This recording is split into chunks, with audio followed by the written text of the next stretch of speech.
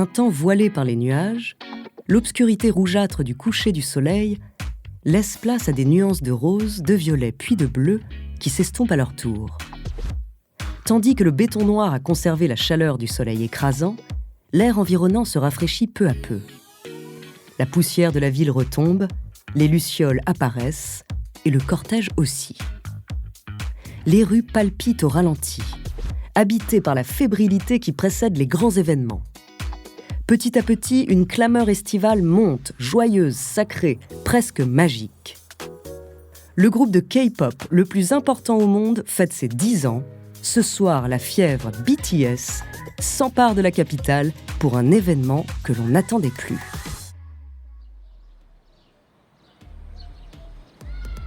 Dans le parc, on respire un air moite et sucré, pétri d'une odeur d'herbe fraîchement coupée. Habilement éclairés par des lumières tamisées, les germes de fleurs multicolores qui ornent les allées n'ont jamais été aussi belles. La foule n'a qu'à se laisser porter. Et puis l'excitation monte. On aperçoit la scène au loin.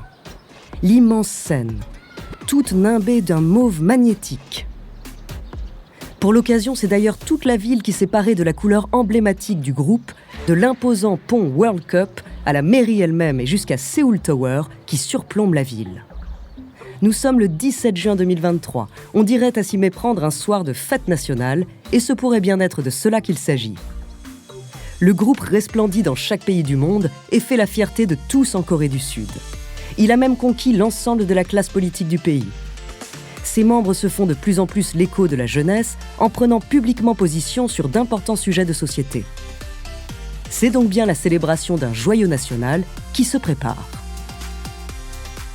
Bien entendu, l'anniversaire du groupe incite les observateurs à dresser le bilan d'une décennie de succès. Et les chiffres donnent le tournis. En 10 ans, BTS a cumulé plus de 3 millions de spectateurs en concert, vendu 45 millions d'albums et battu les records les plus inaccessibles. En 2023, il est par exemple devenu le groupe le plus écouté sur Spotify au détriment de Coldplay. Simplement phénoménal. Le premier morceau met immédiatement le feu aux poudres. C'est à se demander comment la ferveur pourra monter après un départ aussi spectaculaire. Tout au long de la soirée et jusque tard dans la nuit, l'écho des voix retentira dans chaque rue de Séoul jusqu'au bouquet final. Un feu d'artifice qui dépasse l'imagination. Reflétées dans l'eau sombre du fleuve Han, les explosions envahissent le ciel. La nuit n'est plus noire, elle devient mauve. Et puis les premières lueurs de l'aube apparaissent finalement, teintant d'orange les arbres verts du parc, et les dernières gerbes d'étincelles finissent par disparaître. Les yeux des fans, eux, continueront de scintiller pendant plusieurs semaines. Tous ont vécu une soirée inoubliable et désirent que l'état de grâce du groupe dure toujours. Jusqu'où ira BTS ? Bonjour, je suis Andrea, bienvenue dans Les Fabuleux Destins. Cet épisode est le 2e que nous consacrons aux anniversaires les plus sensationnels de l'histoire. Aujourd'hui, je vous parlerai de BTS, le groupe de K-pop sud-coréenne qui a révolutionné l'industrie musicale. L'anniversaire des 10 ans du groupe en 2023 symbolise un succès dément, mais dissimule aussi la face cachée, obscure et malheureusement parfois macabre de la K-pop.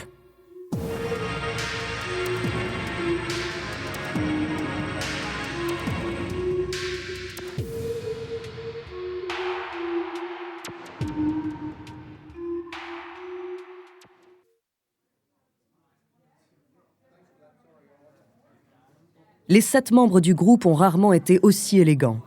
Tous portent une cravate soigneusement nouée sur une chemise claire qui ne fait pas un seul pli. Par effet de contraste, leurs costumes noirs parfaitement taillés les mettent en valeur tandis qu'ils déambulent dans des couloirs d'une blancheur immaculée. Sous les yeux sévères d'Abraham Lincoln, ils entrent finalement dans l'une des pièces les plus importantes au monde, le bureau du président des États-Unis, au cœur de la Maison-Blanche.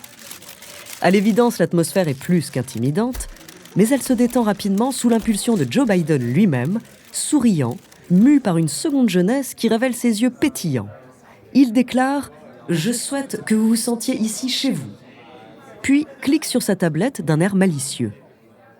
Chaque membre du groupe est aussitôt pris d'un rire sincère, expression d'un profond soulagement et d'une grande fierté. Leur tube « Dynamite » retentit dans le bureau ovale.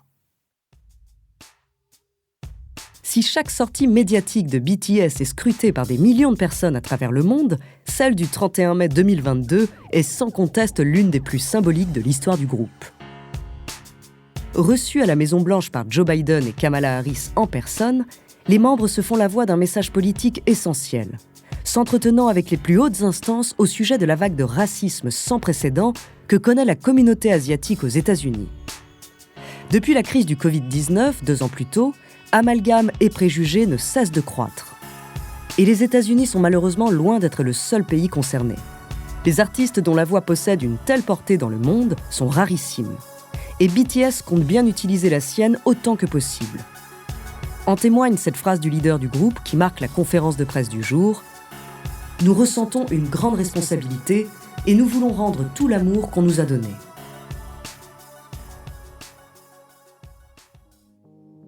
Cette influence hors norme, qui dépasse largement les frontières de la Corée, BTS l'a acquise en moins de 10 ans. Mais comment ces garçons partis de rien ont-ils fait pour en arriver là ?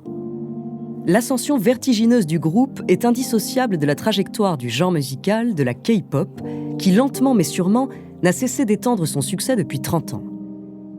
Né au début des années 90 en Corée du Sud, le courant musical a l'audace de croiser des références très diverses : rock, hip-hop, techno. Les thèmes récurrents de l'amour et de l'adolescence popularisent rapidement la K-pop auprès des jeunes et le cocktail aussi surprenant qu'entêtant devient l'un des genres les plus écoutés à l'aube du 3e millénaire. Et passé les années 2000, plus rien ne l'arrête.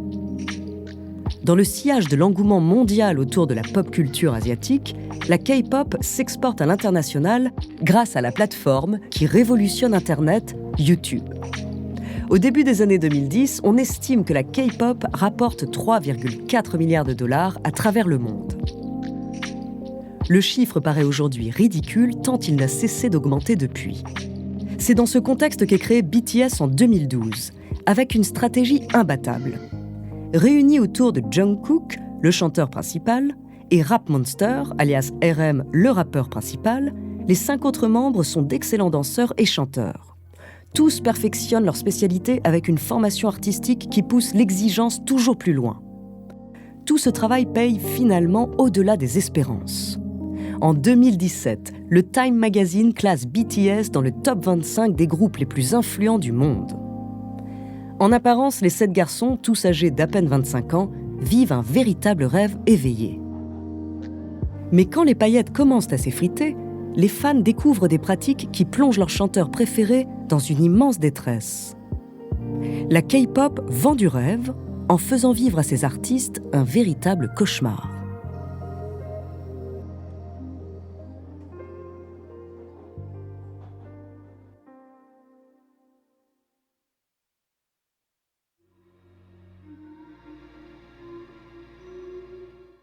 Avant de continuer cet épisode, nous voulions vous remercier pour votre écoute.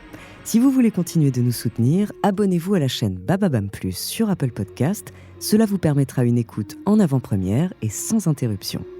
Ou bien écoutez ce message de notre partenaire sans qui ce podcast ne pourrait exister. On se retrouve tout de suite après.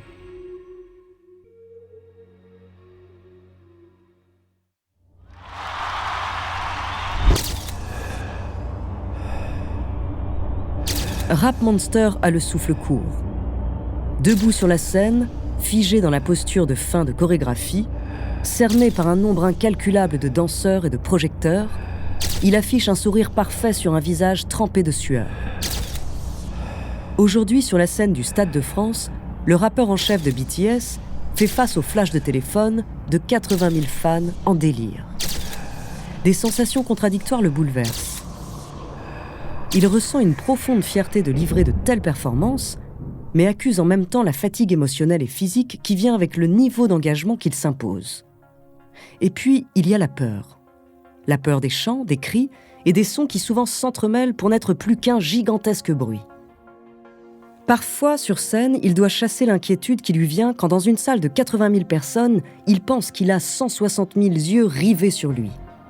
80 000 visages, 80 000 sourires, 80 000 bouches qui crient son nom.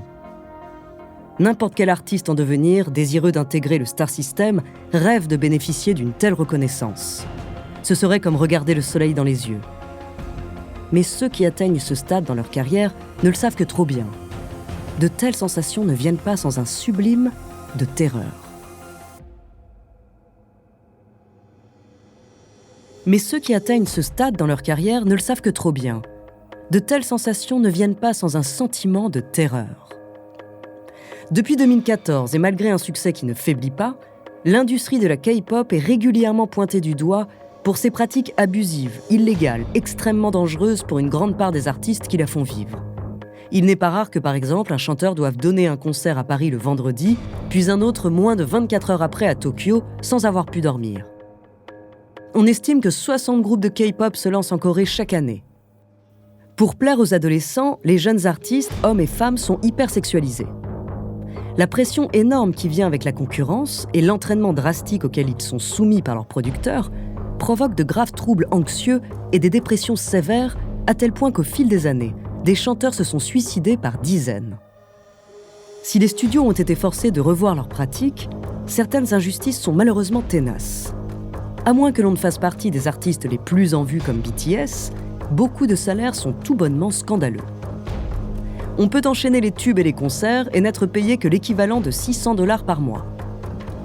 Les médias occidentaux n'hésitent désormais plus à parler de véritables contrats d'esclavage.